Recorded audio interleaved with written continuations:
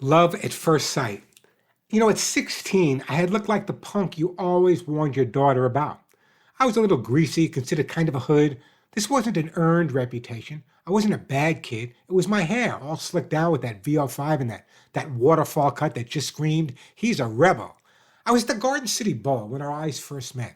Across the glistening alleys, I didn't know it, but Faye Schwartz was 12 years old. I went over to talk with her, but her friends and her older sister drew up a line of defense that did not allow me to approach her. Faye and I saw each other several times after that encounter, but always with her friends and family hovering by protectively. So a few words were all we got to speak. In 1971, on leave from Langley Air Force Base, my discharge soon to be a reality, I was testing civilian life by tooling around Oceanside in my 1970 Duster with my friend Jay. It was incredible to be back savoring my freedom, yet once again I had to get out of the house. At this point, the number of family members living under the same roof in my childhood home had boosted to an all-time high, 15. I claimed the only space left, a corner in the basement, actually the furnace area. To decorate it, I went to Pergament and bought some funky stick-on shag carpet squares to cover the floor, walls, even the ceiling. Being colorblind, I had no idea what they looked like, but everyone who came in wore sunglasses. One day, as I was driving, I saw this raven-haired, willowy figure walking down the street by herself. I honked my horn and waved like I knew her. Just a glimpse of this woman simply dazzled me. Not missing a beat, she stuck her nose in the air and quickened her step. I circled around the block several times to catch another glimpse of her face. She looked familiar, but I couldn't place her. How could I forget a face like that? She even haunted me that night in my dreams until I woke up, startled, mumbling, "She grew up, it's Faye." It took sheer guts to pick up the phone and call her. Remembering all the times I tried to approach her, I wondered if she still think I was stalking her. Did she have a boyfriend? Probably some North Shore preppy.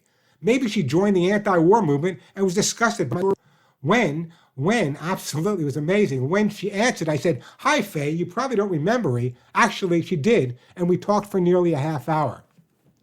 Someone had told her I was in the service, and I learned that she was 17 and in her senior year of high school.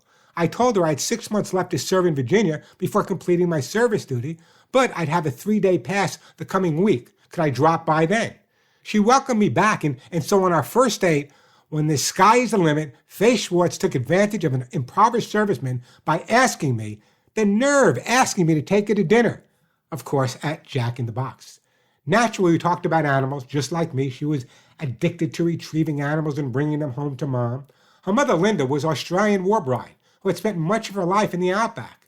She always whistled at the birds and listened for their answer. Her mother always knew when a storm was coming because the birds would tell her. Faye learned from her mother that if you respect nature, it will take care of you. The language of the animals was something she was taught to appreciate and never take for granted. I met her family, which included her mother, her oldest sister / protector, Sharon. Faye's father, who had been an assistant postmaster, had died just a couple of years earlier. When Faye was 15, Faye had specific goals, absolute specific goals in her life. She planned to be an attorney and had scholarship offers from Vassar and St. John's University. But surprisingly, I wasn't intimidated by her academic achievements. Listened encouragingly when I revealed my dream of turning my love for animals into a career. Others I had told had merely rolled their eyes. She believed in me, not on a let's pretend level, but could it be? Almost like I want to follow the dream with you, or was I imagining it? As independent as she seemed, Faye was very vulnerable. The death of her father probably made me feel especially protective of her. I felt profoundly connected to her in the limited time we shared, and life became lighter when Faye tackled it with her eagerness and humor. Remembering the way my parents loved each other, it hinted of an exciting future. I was supposed to see Faye over Christmas when I had leave time, so I bought her an immense musical jewelry box at J.C. Penney's in Virginia. I had the duster, but I had no money for gas or tolls, so I decided to thumb my way north. I learned an important lesson that night: never hitchhike on Christmas Eve. People are a little buzzed out. I was picked up by 3 drunks who were swaying back and forth all the way from Virginia just outside Washington, D.C., which included the 14-mile drive across the Chesapeake Bay Bridge and Tunnel. It was the scariest ride I ever took in my life, even though I must admit I participated in the passing of the Jack Daniels bottle around the back seat of the car. They dropped me off in a remote area. I couldn't see a thing, but I heard a lot of barking dogs. The jewelry box doubled as a great seat, while I was waiting for cars to come along. Now, I know you're not going to believe this, but this is a true story. Out of the clear blue on this dirty, dust-ridden road outside Washington, D.C. in Maryland, somewhere I saw a car's headlights in the distance. Moments later, a very attractive young lady stopped the car, picked me up, and drove me back to the main road. I wouldn't have done it, but luckily for me, she did. What's normally an 8 or 9 hour drive took me well over 24 hours to hitch home. In uniform the whole time and schlepping the enormous jewelry box. Faye continued to see me, but since I wasn't around every day, she also spent time with a long-haired blonde musician in her class at school. After stewing over this at Langley, I gave her an ultimatum. I told her that unless she quit seeing him, I would start hanging out with our female counterparts at the base, the WAFs. So she agreed, and I proposed to her before she graduated high school in June. We started planning a big wedding, but became too complicated, so we decided to elope. I insisted on some romance, so we hopped into my duster and headed to Niagara Falls. Near Kingston, I got tired out, so we knocked on the proverbial justice of the peace's door. He performed the ceremony in front of the fireplace of his home with his daughter as maid of honor and me in my wedding suit, bell-bottom jeans, sandals, and an Air Force fatigue shirt. As the newlywed couple, we honeymooned overnight at the Holiday Inn in Kingston, where Faye, yes, Faye, my virgin bride, was so nervous she spent most of the wedding night in the bathroom reading Archie and Jughead comics. I could have been a mailman. Well, I'd just gotten out of the service and taken a bride. Now I needed a job. My new mother-in-law was pressuring me to take the civil service test so she could use her influence to get me hired at the post office in Long Beach, New York, where Faye's late father had been the assistant postmaster.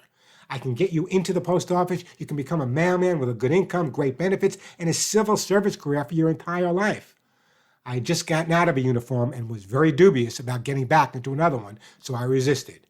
Besides, there was no longer any doubt I wanted to work with animals. I knew veterinary medicine was not for me, and neither was grooming. I didn't have the patience to stand in one place all the time, so I looked at the options available.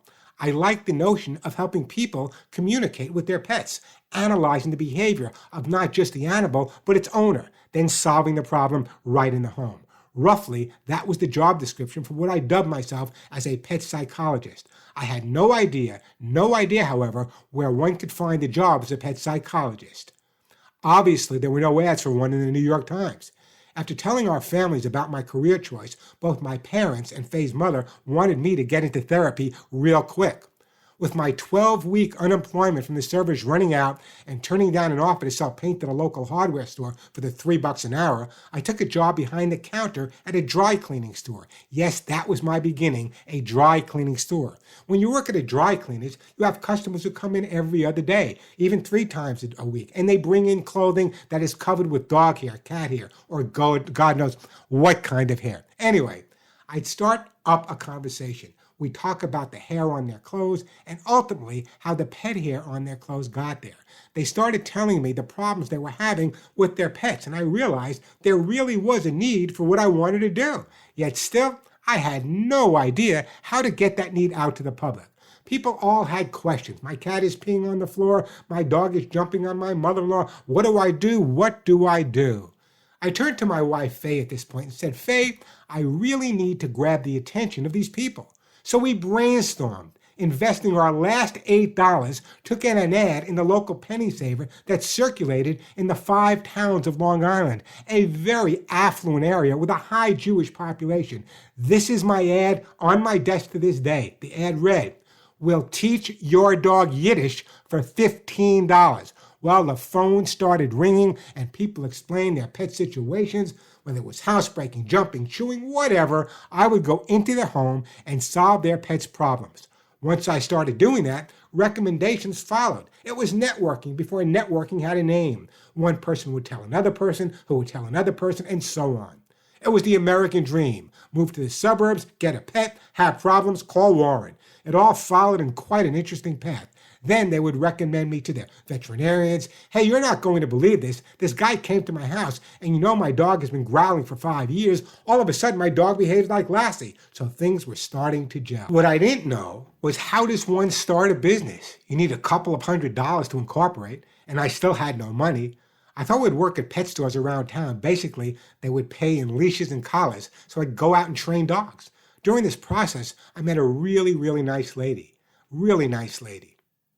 I didn't realize she had any problems, and she asked if I would teach her how to train dogs. I said, sure, no problem. So I taught her how to train dogs, and she became my partner. Unbeknownst to me, my new partner was a major drug user. I should have trained my drug dogs to sniff her out. I would end up working 112 hours a week, and she would end up working 6, and at the end of the week, we would split the $75 profit we made. This lasted for a year or so until I finally realized it just wasn't working out. I bought her half of the business for like $100, and then I started my own. At this point, things started to click. Faye and I founded the company, calling it Master Dog Training. I'll never forget that people said, what a great name. What a great name, Master Dog Training. Remember now, folks, this was the 70s. It could be interpreted as you could be the master of your dog. I was the master training your dog.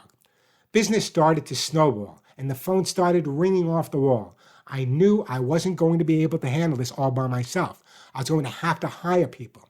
My reputation was on the line at this point, and I began saying to myself, hiring people is not the answer. Let me find the right people, and I'll train them myself. This way, at least, when they went out to work with clients, they would be training the same way I did. Ultimately, it got to the point we were doing so much work that we were training more and more people. At the highlight of Master Dog Training days, we had 14 trainers on the road full-time. We were seeing somewhere between 300 and 500 dogs a week. All this, mind you, while I worked at the YMCA training a couple of hundred dogs a week myself. So it was a busy time in my life. 112 hours a week, all of it went to the dogs. 112 hours a week, all of it went to the dogs. And you know what? I don't mind it.